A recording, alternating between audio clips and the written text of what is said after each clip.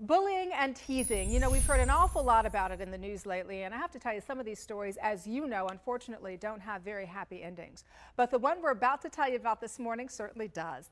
Meet my next guest, John Paul Padilla. He was bullied as a child and grew up with a desire to speak up, or shall we say, right up. He's here with his mascot doll, Johnny Big Ears, the feel-good friend. John Paul has written these two books. This first one right here, it is called Johnny Big Ears, a feel-good friend. And this one is called Johnny Big Ears Meets His New Neighbor Susie. He wrote these books to help educate and encourage children to value who they are. And I have to tell you, I love that message. Good morning to you. Good morning, Danielle. Thanks for having me. I'm glad you're here with us. And I have to tell you, we talked about this off camera. I have 3 boys of my own, love them dearly. And the thought of them being bullied just tears me up. And I know that you were bullied as a child. Tell me about that. Yes, growing up, I had big ears, of course. So I used to be teased and bullied right from the beginning, from elementary school all the way through high school. It affected me so much that somewhere between kindergarten and first grade, I started letting my mom, please let my hair grow long enough. So now the kids, instead of making fun of my ears, now they're making fun of my hair. So kids were calling me sissy, saying that I look like a girl. And it really brought my self-esteem really low. Made me feel unwanted, made me feel ugly, and it was just really a hard experience in my life. So finally I decided, after a long traumatic experience, do something positive about it. So I decided to have, surgery in my ears. You know, it's interesting because we're looking at a picture now of you with the curly hair, and I think you look absolutely adorable. And the thing I always tell my boys is the thing that people tease you about, that's going to be your moneymaker later on. That's going to be the thing that's going to make you stand out. And it's interesting that you decided to have the surgery. Was that surgery the turning point for you? Definitely the surgery was the turning point for me. Kids are always going to find a way to pick something, a little flaw from you, your weakness perhaps. So I felt by me having my surgery, there was no way they're going to be making fun of me. And now I could focus on myself instead of them looking at my ears. Is that what happened? Yes, in a sense it was, because now I felt more secure and better about myself. You went on to write the book. Tell me about the book, Johnny Big Ears.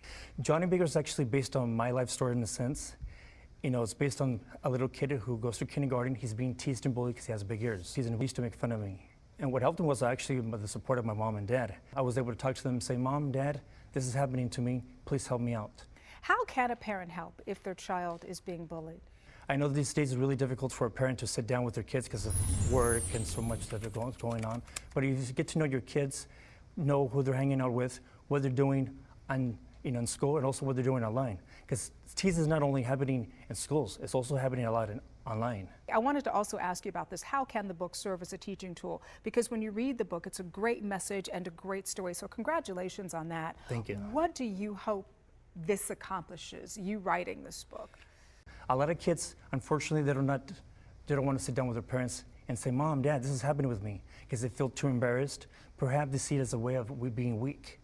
But if their parents actually open up a book, reads to them about teasing and bullying, they're actually open to topping it up. Listen, yeah, I think that's a great point. It's a great point. I want to talk a little bit about kids being leaders, because that's really what I'm working with my children on right now, is being leaders and not worrying about impressing your friends. And I know that that's touched on a little bit in your work as well. Tell me about that. A good form of teaching kids to be leaders, I think, if parents would actually sit down with their kids and teach them to be confident in themselves, love them more, listen to what they're doing, and also teach them to be more tolerant of others. No, for sure. That tolerance for me is a big deal. Yes, definitely. It's really sad for me to see kids these days, with them, taking their lives away. And a life is a precious thing to have. And kids need to know that no matter how you look like, you are special.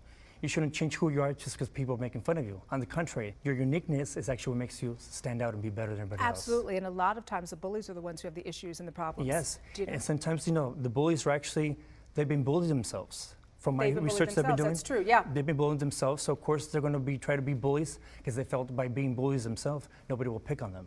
Yeah, well, you know what, I'm glad that you were able to come through on the other side, write these terrific books, and have your wonderful mascot there as well. Great to meet you, John Paul, and best of luck to you in the future. Thank you so much. Yeah, so glad to meet you.